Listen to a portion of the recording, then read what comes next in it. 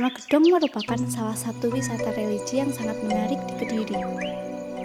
Syekh Al-Wasil Samsudin atau dikenal dengan sebutan Mbah Wasil adalah seorang ulama atau penyebar agama Islam di Kediri. Pemirsa, sekarang saya sudah berada di makam Syekh Al-Wasil Samsudin di Setono Gedong, Kota Kediri. Penasaran kan bagaimana sejarah makam Syekh Al-Wasil ini? Mari ikuti saya. Ini memang kalau berbicara tentang Setono Gedong pasti kita akan langsung difokuskan ke Syekh Al-Wasil Samsudin yang termasuk salah satu wisata religi atau salah satu ikon wisata religi di Desa Setono Gedong. Begini, jadi Mbah Wasil itu sebenarnya termasuk wali sepuh yang masuk kemari yang jauh sekali sebelum Wali Songo. Diperkirakan Mbah Wasil masuk ke Kediri, ke tanah Jawa, khususnya Kediri ini pada abad 11. Sejaman dengan Raja Pemenang atau Raja Kediri akhir Sri Haji Joyoboyo. Bahkan diduga beliau ada hubungan emosional dengan Sri Haji Joyoboyo, termasuk seperti yang dikenal dengan adanya kitab Musarar, mungkin orang banyak mengucapkan kitab Musarar atau Jongko Joyoboyo, sebetulnya itu adalah kitab Al-Asrar, ada kitab rahasia intinya, yang sehingga bisa menjadi jongko yang akurat. Kata orang-orang sampai sekarang pun diyakini jongko-jongko Joyoboyo itu masih berjalan. Kenapa jongko itu bisa menjadi akurat seperti itu? Tak lain adalah karena pertemuan beliau dengan Syekh Al-Wasil dan mengutip materi-materi atau inti-inti di dalam Al-Quran. Dan hanya Al-Quran yang bisa menceritakan atau membuat dijadikan jongko sebagai sampai sejauh itu. Di dalam Jabur Taurat aja ada beberapa keterangan yang menyatakan jongko mungkin hanya 400 sampai 600 tahun tapi kalau Al-Quran di situ jangankan ukuran tahun, dan sampai akhir zaman pun di dalam Al-Quran sudah tersiratkan atau tersuratkan. Mbah Wasil sebetulnya bukan pribumi sini, beliau berasal dari Turki, tepatnya dari daerah Istanbul, utusan para wali. Dan Mbah Wasil juga sebetulnya belum syiar secara terang-terangan di sini. Jadi syiar Mbah Wasil masih dalam taraf, dalam sekarang mungkin studi banding atau beliau mungkin masih memperkenalkan Islam dalam taraf sampulnya, jadi dalam beretika, berbuat baik mungkin seperti itu. Jadi tidak banyak yang ditinggalkan oleh beliau Mbah Wasil, kecuali hanya sebuah nasihat-nasihat dan hubungan baiknya dengan rajanya. Jadi banyak juga yang pro kontra yang menyatakan kenapa Pak Iso pada saat itu Mbah Wasil tidak langsung syiar, wong sudah berhubungan baik dengan rajanya. Sangat terkenal pada masa itu, di masa pemerintahan Sri Haji Joyoboyo. Rakyatnya yang beragama Hindu, Buddha dan keyakinan yang sangat kuat di situ hidupnya sangat rukun. Dan ditambah lagi kalau kita sudah masuk ke ranah kewalian atau para wali, maka kemarifatannya tidak diragukan lagi. Di situ terjadi kesepakatan untuk nanti ada masanya. Dibuktikan dengan munculnya seperti Syekh Jumadil Kubro dan sebagainya, sampai adanya Wali Songo atau tim 9. Di situ dari mana dasar hukumnya kan tidak mungkin ayo kumpul bentuk 9 kan, tidak nggih. Jadi tentunya pastilah ada dasar hukumnya, dasar hukumnya mungkin diambil dari wali-wali sepuh, termasuk salah satunya Mbah Wasil. Tadi saya jelaskan hubungan baik itu jadi terlepas dari berguru ataupun tidak, yang pasti kehadiran Mbah Wasil sangat diterima oleh Sri Haji Joyoboyo, walaupun mungkin dulunya dengan pertempuran atau apapun, karena setiap peralihan atau pastilah ada di situ ada sebuah pergesekan. Namun karena Mbah Wasil masih sebagai tamu dan diterima di situ, akhirnya ada yang meyakini atau mengamini bahwa Mbah Wasil sempat diangkat sebagai Hakim Agung pada masa itu. Bahkan ada yang mengatakan Mbah Wasil adalah penasihat spiritualnya Sri Haji Joyoboyo. Semuanya juga bisa benar, karena apapun di situ dari jongko-jongko itu diamini atau diyakini itu mengutip dari inti-inti Al-Quran, berarti secara tidak langsung atau secara langsung Mbah Sri Aji Joyoboyo atau Raja Kediri itu sudah bersyahadat atau masuk Islam. Dari zaman kerajaan Kediri dulu, di sini sudah ada sebuah candi yang namanya adalah Candi Batur.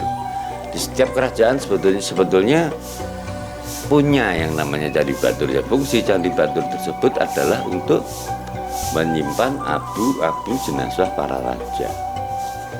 Nah, apakah itu kalau zaman yang atau leluhur kita mungkin juga sudah mengatakan itu kuburan gitu. Kalau dibilang makam barang itu mungkin setelah adanya Islam gitu. Ada Islam tapi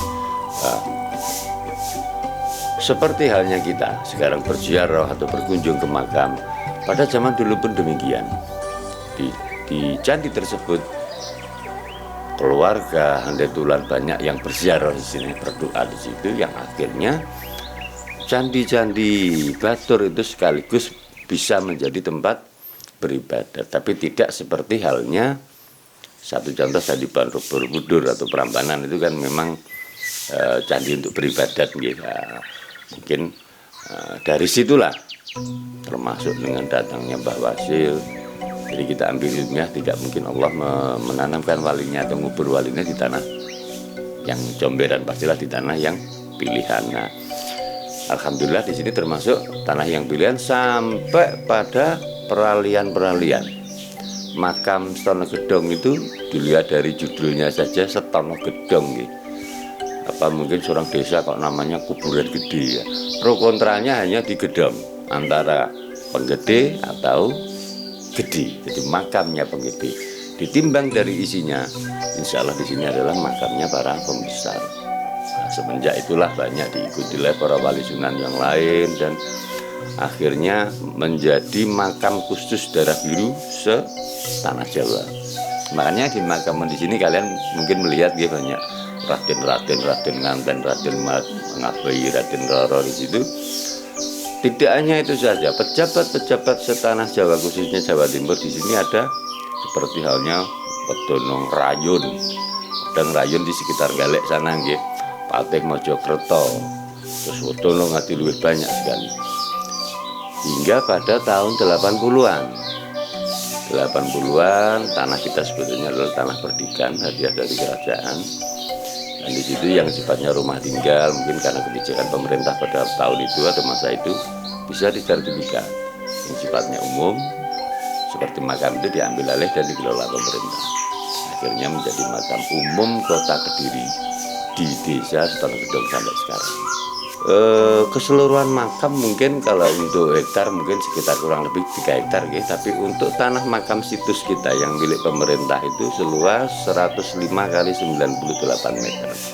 Tanah ini tadi Setono Gedong ini dulu dikelilingi oleh tembok setinggi mungkin antara 2 meter sampai 2,5 meter pada masa itu. Jadi tanah seluas itu. Jadi makam kita sebetulnya adalah makam purbakala dan di bawah naungan BBC Petraulan.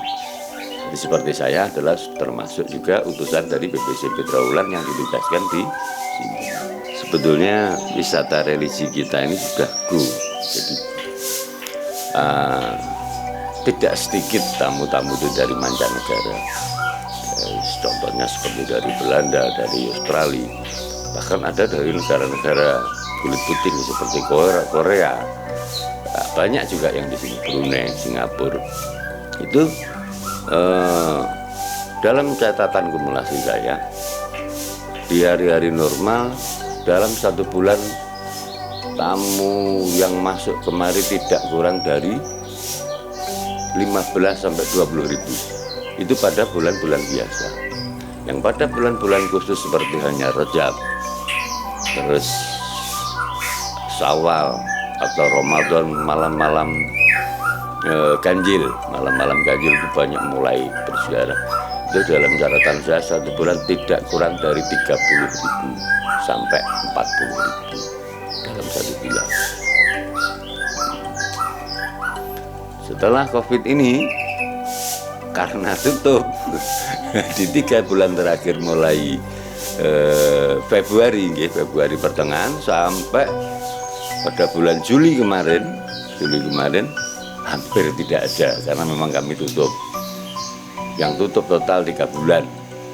Nah, alhamdulillah karena memang peziarah kita luar biasa. Mungkin kalau dalam orang Jawa mengatakan wis padha gatol tangannya bikin ziarah, di situ terpaksa kita kondisikan. Jadi monggo, tapi jangan rombongan dulu, minimal keluarga.